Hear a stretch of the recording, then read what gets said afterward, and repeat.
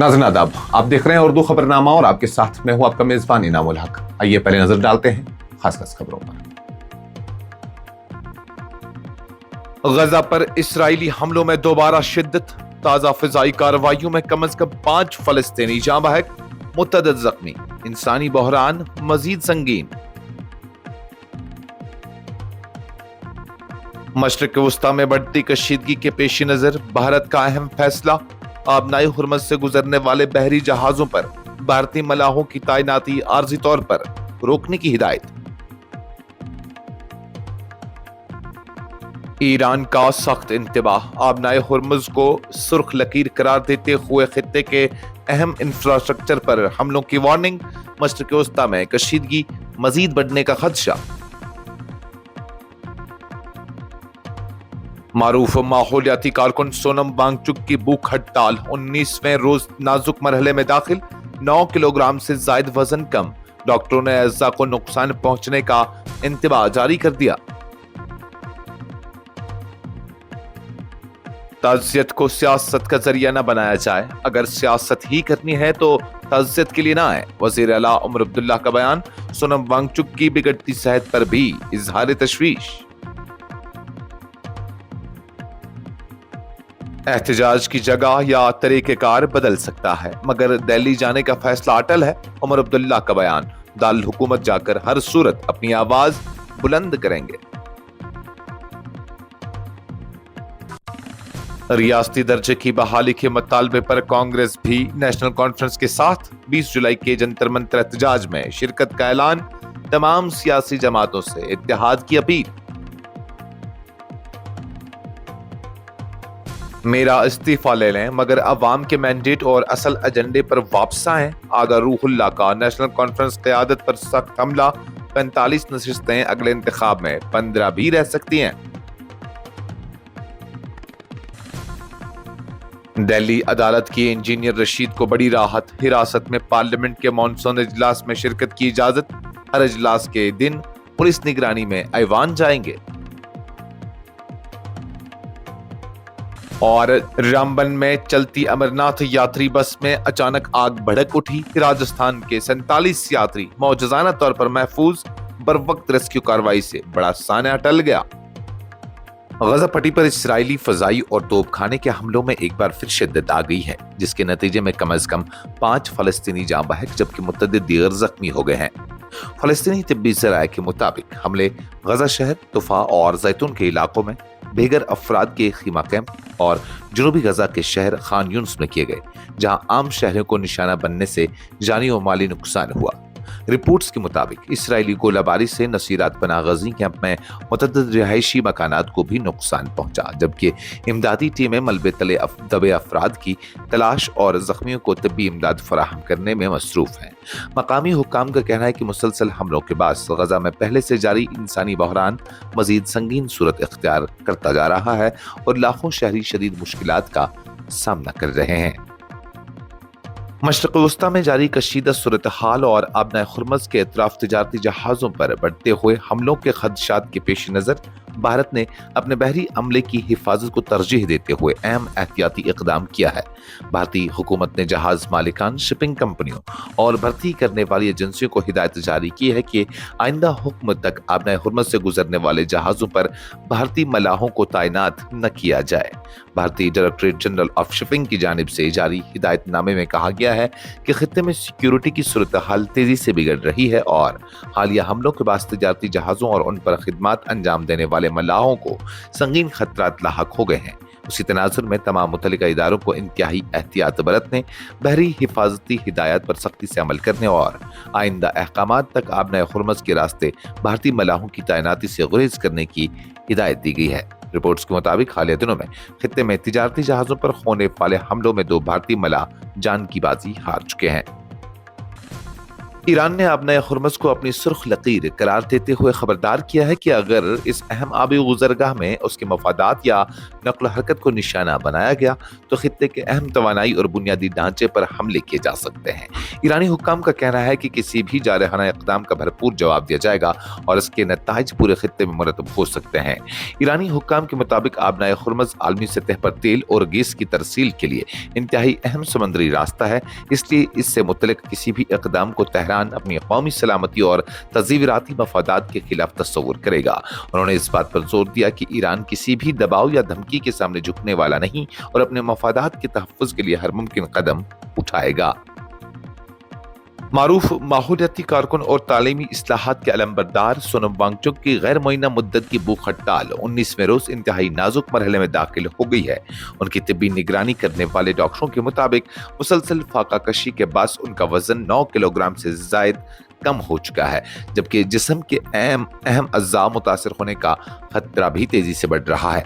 तिब्बी माहिरीन का कहना है कि अगर भूख हड़ताल मजीद तवील अरसे तक रह गई तो गुर्दों, जिगर और दीगर अहम अज़्ज़ा को मुस्तकिल नुकसान पहुंचने का खदशा है।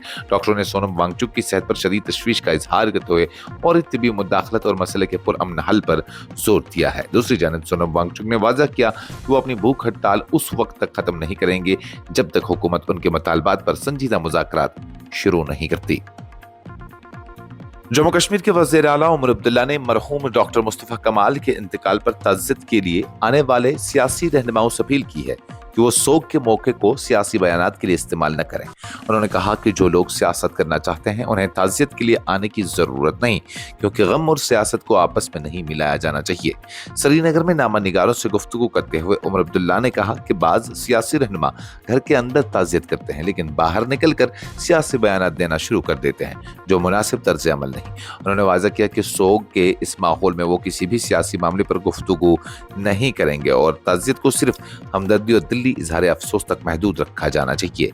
वज़ीर आला ने समाजी कारकुन सोनम वांगचुक की 19 रोज से जारी भूख हड़ताल पर भी गहरी तशवीश का इजहार किया। उन्होंने कहा कि इत्तलात के मुताबिक वांगचुक का वजन तकरीबन 9 किलोग्राम कम हो चुका है, लेकिन उसके बावजूद हुकूमत की जानिब से न तो उनसे बातचीत की कोई संजीदा कोशिश की गई और न ही उन्हें भूख हड़ताल खत्म करने पर आमादा करने के लिए कोई कदम उठाया गया।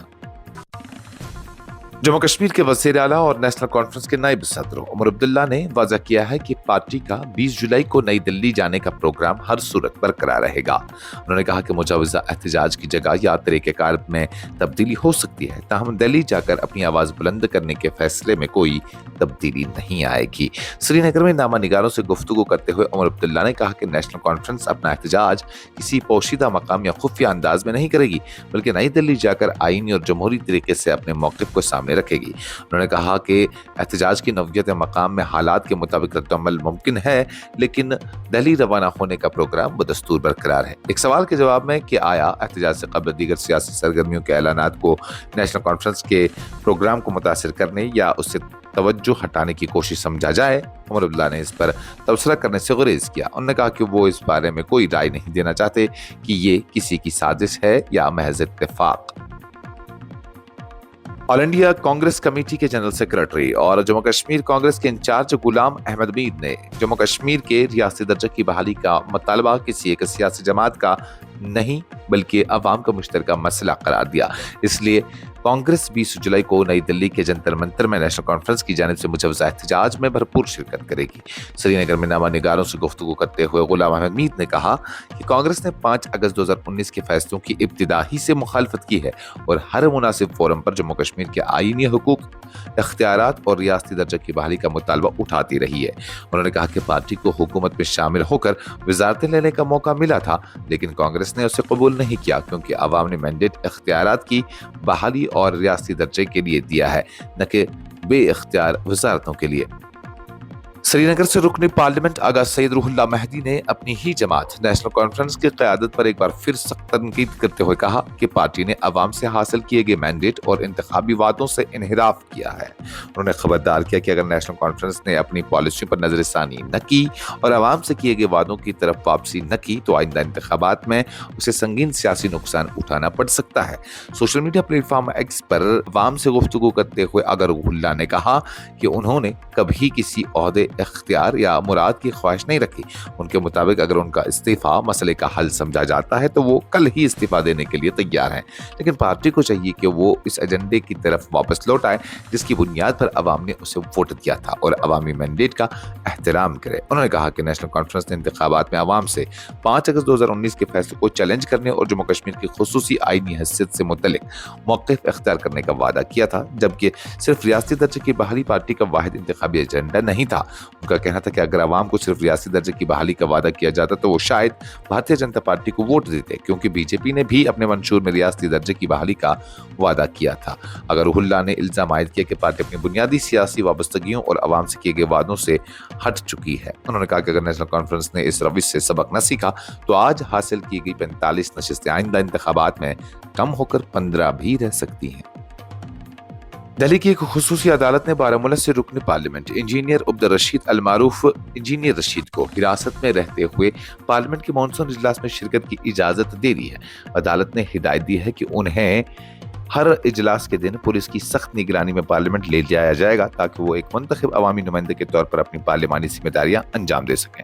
پارلیمنٹ کا مانسون اجلاس 20 جولائی سے شروع ہو کر 13 اگست تک جاری رہے گا۔ خصوصی NIA جج پرشانت شرما نے انجینئر رشید کی درخواست پر سماعت کے بعد انہیں حراست میں اجلاس میں شرکت کی اجازت دیتے ہوئے متعلقہ حکام کو ضروری انتظامات کرنے کی ہدایت دی ہے۔